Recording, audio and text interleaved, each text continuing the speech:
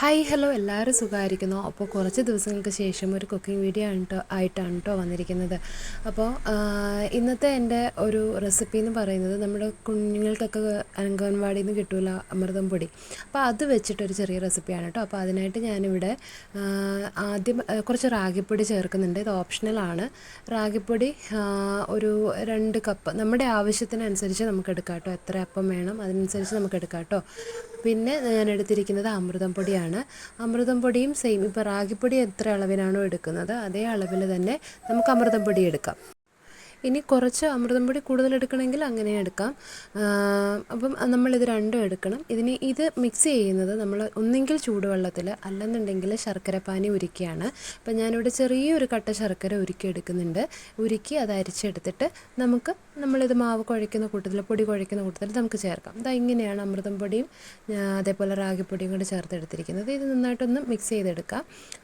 പിന്നെ നമുക്ക് നമ്മുടെ കയ്യിൽ നട്ട്സ് അങ്ങനെ എന്തെങ്കിലും ഉണ്ടെങ്കിൽ അങ്ങനെയും കൂടെ ചേർക്കുന്നത് നന്നായിരിക്കും. അപ്പോൾ എൻ്റെ കയ്യിൽ നമുക്കിവിടുന്ന് സൂപ്പർ മാർക്കറ്റിൽ നിന്ന് ഈ നട്ട്സ് പൊടി എന്ന് പറഞ്ഞിട്ട് എല്ലാ നട്ട്സും കൂടെ വറുത്ത് പൊടിച്ച ഒരു ചെറിയ പാക്കറ്റ് ഉണ്ടായിരുന്നു എൻ്റെ കയ്യിൽ.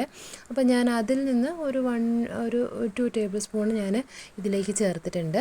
അപ്പം ഇതൊക്കെ ഓപ്ഷണലാണ്. ഇത് റാഗിപ്പൊടിയും അമൃതം പൊടിയും മാത്രം ഉണ്ടെങ്കിൽ നമുക്ക് ഇങ്ങനെ ഉണ്ടാക്കാൻ പറ്റും. ഇനി വേറെ നമുക്കിതിൻ്റെ കൂട്ടത്തിൽ ഞാൻ കുറച്ച് തേങ്ങ ചേർത്തിട്ടുണ്ട്. അതേപോലെ തന്നെ ഇതിൻ്റെ ഒപ്പം നമുക്ക് വേണമെങ്കിൽ നേന്ത്രപ്പഴം നമുക്ക് അരച്ച് ചേർക്കാനായിട്ട് പറ്റും. അപ്പോൾ ടേസ്റ്റ് ഒന്നുകൂടെയും കൂടും. പിന്നെ ഞാനിവിടെ ഒരു 1/2 ടീസ്പൂൺ ജീരകപ്പൊടി ചേർക്കുന്നുണ്ട്.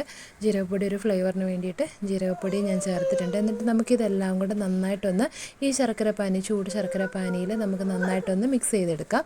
അപ്പം മിക്സ് ചെയ്യുമ്പം പ്രത്യേകം ശ്രദ്ധിക്കണം, തണുത്ത് പോയ പാനിക്കകത്തോ തണുത്ത വെള്ളത്തിനകത്തോ ഇത് മിക്സ് ചെയ്യാനായിട്ട് പാടില്ല കേട്ടോ. കാരണം നമ്മൾക്കിത് വെന്ത് വരുമ്പോഴത്തേക്ക് ഭയങ്കര ഒരു കട്ടി ഫീൽ ചെയ്യും. അപ്പോൾ ഞാൻ ഇത് നന്നായിട്ട് മിക്സ് ചെയ്തെടുത്തിട്ടുണ്ട്. ഇനി പാനി ഒഴിച്ച് നമുക്ക് കൈവച്ച് നന്നായിട്ട് മിക്സ് ചെയ്യുമ്പോഴാണ് ഒന്നുകൂടെയും നമുക്ക് ആ ഇലയിലേക്ക് പരത്താൻ പരുവത്തിന് നന്നായിട്ട് കുഴച്ചെടുക്കാനായിട്ട് പറ്റുള്ളൂ. വെള്ളം അല്ലെങ്കിൽ പാനി കൂടിപ്പോകാതെ പ്രത്യേകം ശ്രദ്ധിക്കണം കേട്ടോ. ഈ അമൃതം പൊടിക്കകത്ത് നല്ല രീതിയിൽ പഞ്ചസാര ഉള്ളതുകൊണ്ട് എക്സ്ട്രാ ഒരു പഞ്ചസാര നമ്മൾ ആഡ് ചെയ്യേണ്ട.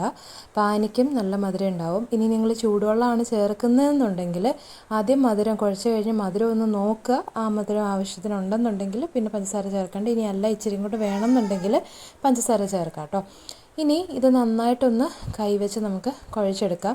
അപ്പോൾ ഞാൻ ഒരു 5 അല്ലെങ്കിൽ 6 അട ഉണ്ടാക്കത്തക്ക രീതിയിൽ, അല്ലയപ്പം ഉണ്ടാക്കത്തക്ക രീതിയിലാണ് മാവ് എടുത്തിരിക്കുന്നത്.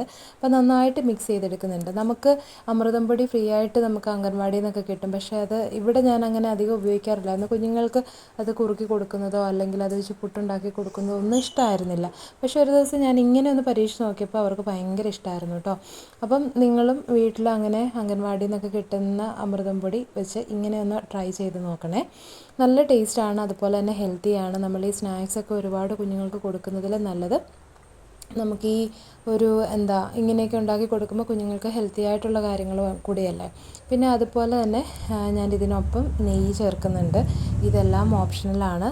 നെയ്യ് ഉണ്ടെങ്കിൽ നെയ്യ് ചേർക്കുക. ഒരു ചെറിയൊരു ആ ഒരു നെയ്യുടെ ഫ്ലേവർ ഇഷ്ടമായതുകൊണ്ട് ചേർത്താണ്. അങ്ങനെ ഒരു ഫ്ലേവർ നിങ്ങൾക്ക് ഇഷ്ടമല്ല എന്നുണ്ടെങ്കിൽ അത് നിങ്ങൾക്ക് ചേർക്കേണ്ടതില്ല.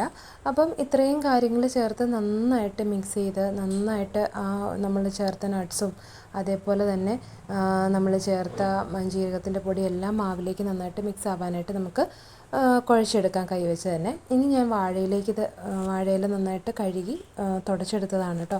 അതിലേക്ക് നമ്മൾ ഈ കുഴച്ച് വെച്ചിരിക്കുന്ന മാവെടുത്ത് നന്നായിട്ട് പുരട്ടുന്നുണ്ട്. നന്നായിട്ട് തേച്ച് കൊടുത്ത് നമുക്കിങ്ങനെ ഫോൾഡ് ചെയ്ത് മാറ്റി വെക്കാം. അപ്പോൾ ഞാൻ ഏകദേശം ഒരു 6 അപ്പമാണ് ഉണ്ടാക്കുന്നത്. അപ്പം നമുക്ക് മാവിൻ്റെ പൊടികളൊക്കെ നിങ്ങളുടെ ഇഷ്ടത്തിനനുസരിച്ചാണ് എടുക്കേണ്ടത്. എത്രമാത്രം വേണോ അത്രയും എടുക്കാം. അളവ് കുറയ്ക്കണമെങ്കിൽ കുറയ്ക്കാം, അളവ് കൂട്ടണമെങ്കിൽ കൂട്ടാം.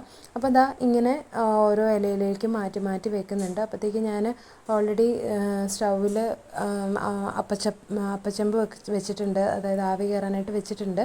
അപ്പോൾ നമ്മൾ ആവിയിലാണ് കേട്ടോ അത് പുഴുങ്ങിയെടുക്കുന്നത്. ഇനി ചിലർ ചെയ്തത് ഞാൻ കണ്ടിട്ടുണ്ട്, അത് എത്രമാത്രം വർക്കൗട്ടാവുമെന്ന് എനിക്ക് അറിഞ്ഞുകൂടാ.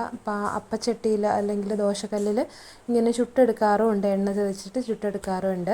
പക്ഷേ എനിക്ക് ആവിയിൽ പുഴുങ്ങുന്നതാണ് കേട്ടോ ഒന്നുകൂടെ ഇഷ്ടം. അപ്പോൾ ഇങ്ങനെ നന്നായിട്ട് ആവി വരുന്നുണ്ട്, വെള്ളം നന്നായിട്ട് ചൂടായിട്ടുണ്ട്. അപ്പം നമ്മൾ ഉണ്ടാക്കി വെച്ചിരിക്കുന്ന ഈ ഒരു ഇലയുടെ ആ ഒരു അപ്പച്ചെമ്പിലേക്ക് നമുക്ക് മാറ്റാം.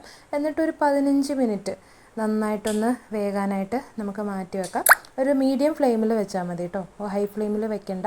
ഇതപ്പം ഇങ്ങനെ നന്നായിട്ട് ആവി വരുന്ന സമയത്തേക്കാണ് ഞാൻ അടയെല്ലാം എടുത്ത് വെച്ചിരുന്നത്. എന്നിട്ട് നമുക്കൊരു 15 മിനിറ്റ് വെയിറ്റ് ചെയ്യാം. 15 മിനിറ്റിന് ശേഷം നമുക്ക് ഓപ്പൺ ചെയ്യുമ്പോഴത്തേക്ക് ഇതുപോലെ നല്ല ചൂടുണ്ട് കേട്ടോ.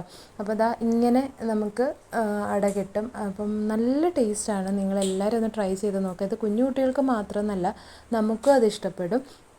അപ്പോൾ ഹെൽത്തി ആയിട്ടുള്ള ഒരു ബ്രേക്ക്ഫാസ്റ്റ് ആയിട്ട് നിങ്ങൾക്ക് വേണമെങ്കിൽ യൂസ് ചെയ്യാം, സ്നാക്കായിട്ട് വേണമെങ്കിൽ യൂസ് ചെയ്യാം കേട്ടോ. അപ്പോൾ വീഡിയോ ഇഷ്ടമായാൽ ലൈക്ക് ചെയ്യുക, സബ്സ്ക്രൈബ് ചെയ്യുക. Thank you.